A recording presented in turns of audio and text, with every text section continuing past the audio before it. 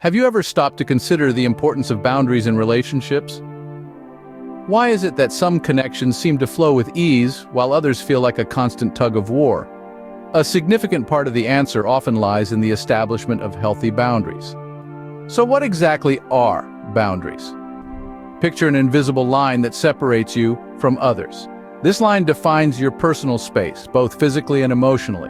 It's the demarcation between where you end and another person begins. Boundaries are fundamental to our sense of self. They help us understand who we are and aren't, what we want and don't want, and how we want to be treated. They are guidelines for how we engage with the world around us, rules of the road, if you will. It might be helpful to think of boundaries as a home's protective fence. This fence allows for a safe space where you can freely express yourself, grow, and thrive. It keeps out what's harmful and allows in what's beneficial. This fence isn't about shutting people out, it's about creating a safe and nurturing space for you to flourish. So, why are boundaries so important?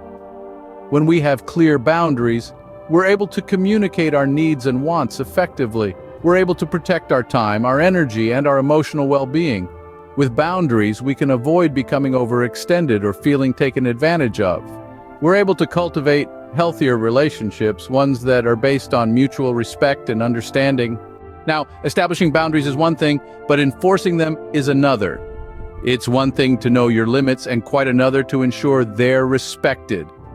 So, how do you set and enforce boundaries? Firstly, know your limits. Identify what makes you feel uncomfortable or stressed. These feelings are cues that someone is breaching your boundaries. Secondly, communicate your boundaries clearly. Once you know what your boundaries are, it's crucial to express them assertively. Remember, it's not about being confrontational, but about respecting your own needs. Thirdly, give yourself permission to enforce your boundaries. It's okay to say no.